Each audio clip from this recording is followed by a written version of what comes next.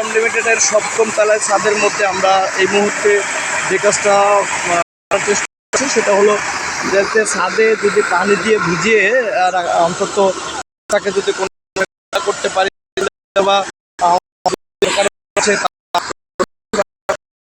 এই তাপ মধ্যে থাকতে পারবে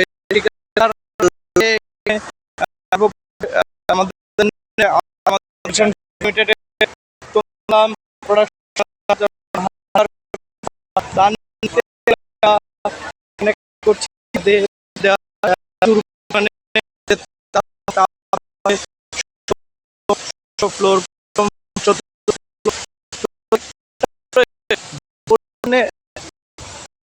মানে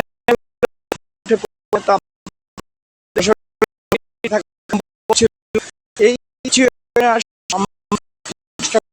করছি যে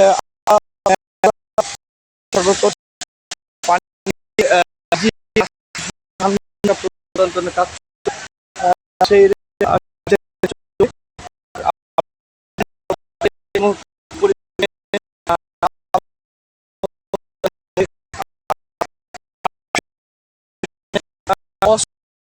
মনে সেই যদি যায়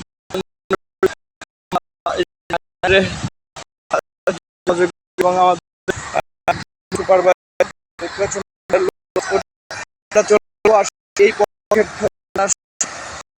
জোরালো প্রচেষ্টায় আসলে রয়েছে আমাদের সপ্তম ফ্লোরের যে ম্যানেজার হানিফ।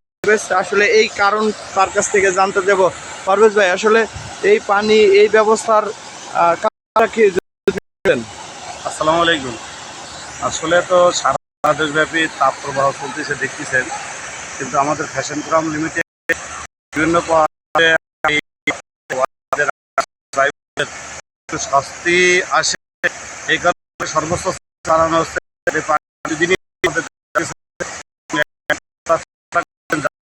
কন্টিনিউ রাখা যায়। সর্বোচ্চ শ্রমিক কোনো প্রকারের নামে গরম বাহির তো দেখেন প্রচুর রৌদ্র, তাপমাত্রা প্রায় 40 সেলসিয়াসের উপরে। হ্যাঁ, কিন্তু সর্বোচ্চ চালাই দিতেছি যাতে ধন্যবাদ। আসলে এর কিছুক্ষণ আগে আসলে আমাদের HR ডিপার্টমেন্টের হ্যাকের যে সম্মানিত GM জনাব মোহাম্মদ নাহিদ আক্তার নীরব স্যার, তিনি ডেকে অবশ্যই এটা এনশিওর করার জন্য নির্দেশনা দিয়েছেন। তো দেখা গেছে সেই হিসাবে আমরা চেষ্টা নিচ্ছি ছাদকে আসলে কি পরিমাণে উত্তপ্ত, কি পরিমাণে বোঝার রাস্তা নাই। আসলে বুঝতে পারি না, প্রচুর পরিমাণে গরম। শ্রমিক প্রতিনিধি আমাদের সব শ্রমিক দিয়ে আসলে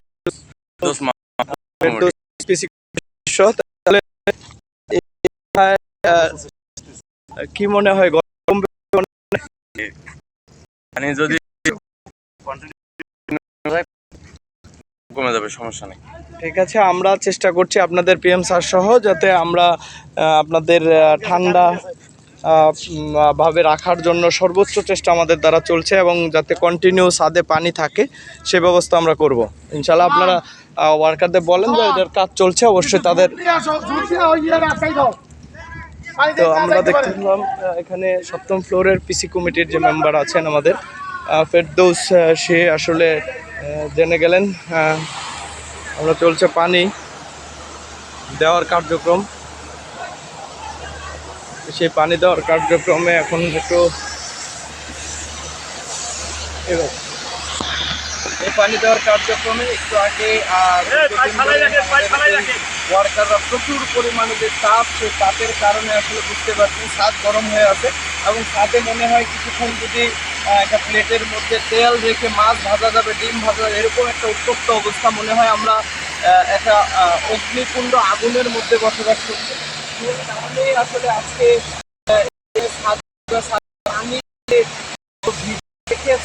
ঠান্ডা ব্যবস্থা করতে দেখছেন আমাদের ব্যস্ত। দেখেন